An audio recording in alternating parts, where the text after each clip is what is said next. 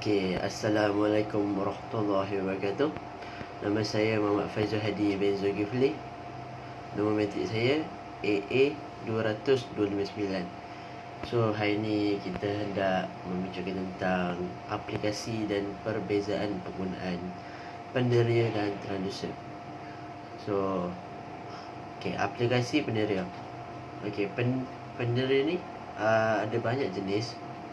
Jadi setiap fungsi penderia ni mengikut jenis tersebut, tapi ia tetap juga bergantung pada fungsinya yang asas.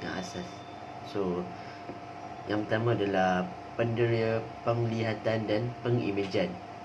Penderia jenis ini adalah penderia yang adalah alat elektronik yang mengesan kehadiran objek dan warna.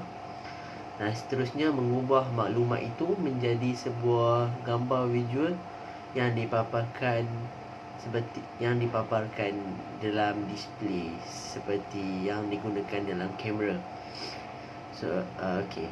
Yang kedua adalah penderia suhu.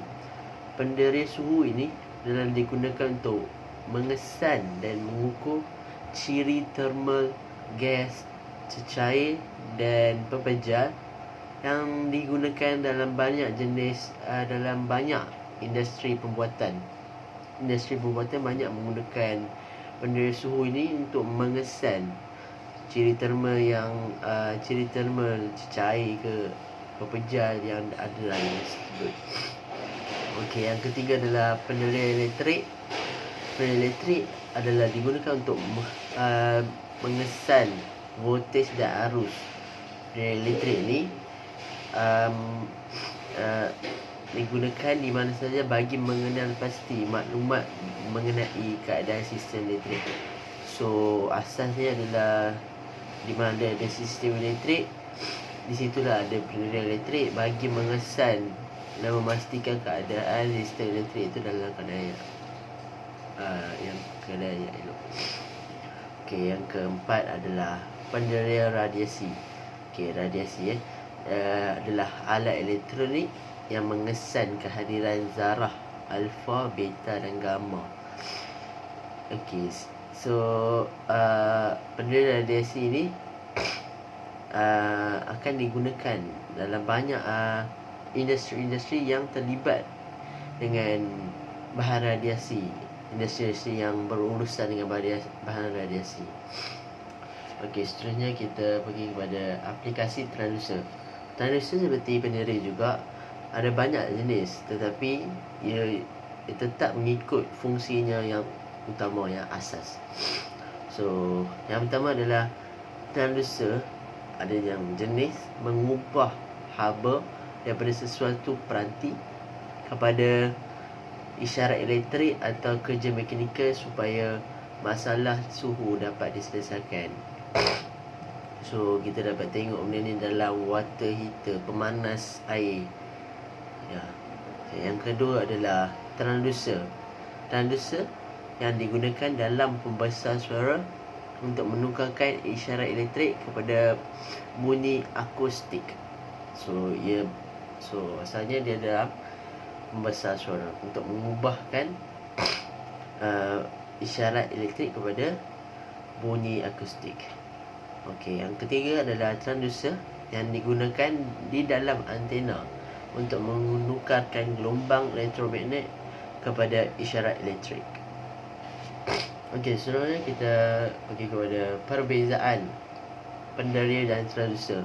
Okey, daripada segi definisi juga ada perbezaannya yang agak ketara. Penderia adalah komponen yang dicipta untuk mengesan perubahan fizikal seperti suhu dan cahaya yang terdapat di sekeliling komponen itu atau di suatu letak. Manakala transducer pula adalah satu komponen yang satu peranti. Transducer adalah satu peranti yang dicipta khas untuk menukarkan satu jenis bentuk tenaga kepada bentuk tenaga yang lain. Okey, komponen utama yang terdapat di dalam komponen itu sendiri adalah dalam penderia itu. Okey, dalam penderia, komponen utama dalam penderia itu adalah penderia itu sendiri. Ia adalah komponen utama buat penderia. Tetapi bagi transducer, komponen utama di dalam transducer adalah penderia dan pengatur cara isyarat. Pengatur caraan isyarat. Okey, fungsi utama penderia adalah untuk mengesan perubahan fizikal yang tertentu dan mendorong signal elektrik yang sepadan dengan perubahan itu kepada peranti pengeluaran untuk melakukan tindak balas terhadap perubahan yang telah dikesan itu. Okey, bagi transducer pula, fungsinya adalah untuk menukarkan satu bentuk tenaga kepada bentuk tenaga yang lain. So, kebiasaannya ia akan menukarkan suatu tenaga bukan elektrik kepada tenaga elektrik. Okey, contoh penderia adalah penderia suhu, penderia kelajuan dan penderia cahaya. Okey, bagi transducer adalah transducer jenisnya iaitu potentiometer, termistor dan perintah bergantung cahaya. Sekian, terima kasih.